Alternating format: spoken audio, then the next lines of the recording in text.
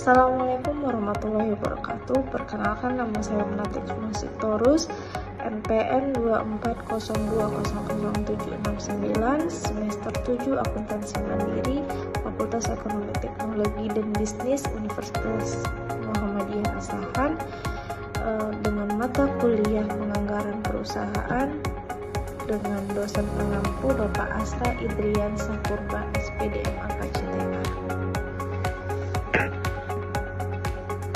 Untuk lanjut lebih jauh, kita harus tahu dulu apa itu anggaran. Pengertian anggaran yaitu rencana keuangan yang disusun secara sistematis untuk periode tertentu yang berisi perkiraan pendapatan, belanja, dan penggunaan dana sebagai pedoman dalam menjalankan kegiatan perusahaan.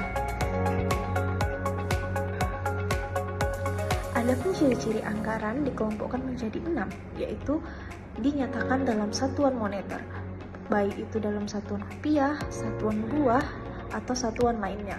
Yang kedua, kurun waktu 1 tahun. Dia dilaksanakan dalam waktu periode tertentu.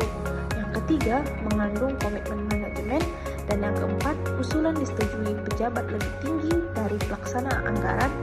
Yang kelima, anggaran hanya berubah dalam keadaan khusus atau setelah disetujui. Di mana dimaksud di sini yaitu bisa dalam bentuk penambahan atau pengurangan biaya atau belanja di periode tertentu disebabkan oleh adanya aktivitas-aktivitas yang di luar dari biaya operasional, yang di luar dari prediksi. Nah, yang keenam yaitu harus dianalisis penyebabnya. Adapun fungsi anggaran dibagi menjadi 2, yaitu sebagai alat perencanaan dan alat pengendalian. Alat perencanaan yang pertama memberikan pendekatan yang terarah dan terintegrasi kepada seluruh anggota organisasi. Yang kedua, menciptakan suasana organisasi yang mengarah kepada tujuan umum, yaitu pencapaian laba usaha. Yang ketiga, mendorong seluruh anggota organisasi untuk memiliki komitmen mencapai sasaran yang telah ditetapkan. Yang keempat, mengarahkan penggunaan seluruh sumber daya pada kegiatan yang paling menguntungkan. Yang kelima, mendorong pencapaian standar prestasi yang tinggi bagi seluruh anggota organisasi. 2. Alat perencanaan.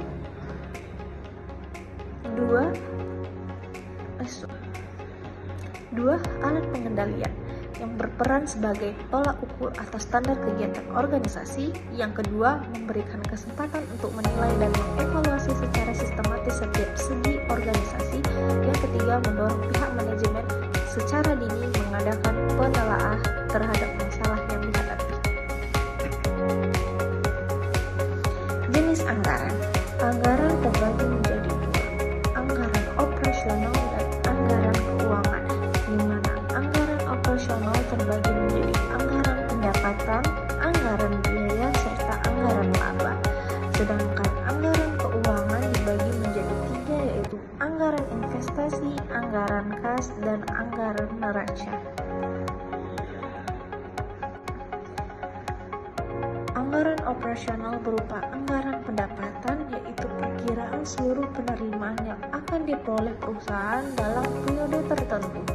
Biasanya berasal dari penjualan barang atau jasa. Yang kedua, anggaran biaya, yaitu rencana pengeluaran yang harus dikeluarkan oleh perusahaan untuk menjalankan operasional seperti biaya produksi, pemasaran, serta administrasinya. Yang ketiga, anggaran laba, yaitu perkiraan keuntungan yang akan diperoleh oleh perusahaan yang merupakan selisih antara anggaran pendapatan dan anggaran belanja.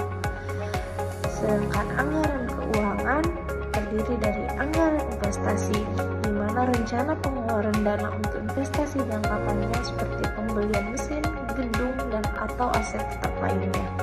Yang kedua, anggaran kas, perkiraan penerimaan dan pengeluaran kas dalam periode tertentu untuk memastikan ketersediaan dana dan kelancaran operasional. Yang ketiga, anggaran neraca, proyeksi posisi keuangan perusahaan pada periode tertentu yang meliputi aset, kewajiban, dan ekuitas. Faktor yang mempengaruhi anggaran: yang pertama, tingkat kualitas; yang kedua, keadilan; yang ketiga, partisipasi manajemen operasional; yang keempat, kesulitan departemen anggaran; dan yang kelima, struktur organisasi dan sumber daya. Berikut jenis-jenis perusahaan, yaitu perusahaan jasa, perusahaan dagang, dan perusahaan manufaktur. Di mana perusahaan dagang, perusahaan yang kegiatannya membeli dan menjual kembali barang tanpa mengubah bentuknya. Sedangkan perusahaan jasa, yaitu perusahaan yang kegiatan utamanya memberikan layanan atau jasa kepada konsumen tanpa menghasilkan barang. Dan ketiga adalah perusahaan manufaktur, di mana perusahaan mengolah bahan baku menjadi barang jadi atau setengah jadi untuk dijual. Sekian presentasi tugas video penganggaran perusahaan yang dapat saya sampaikan. Lebih dan kurangnya saya mohon maaf. Wabillahi taufiq walhidayah. Wassalamualaikum warahmatullahi wabarakatuh.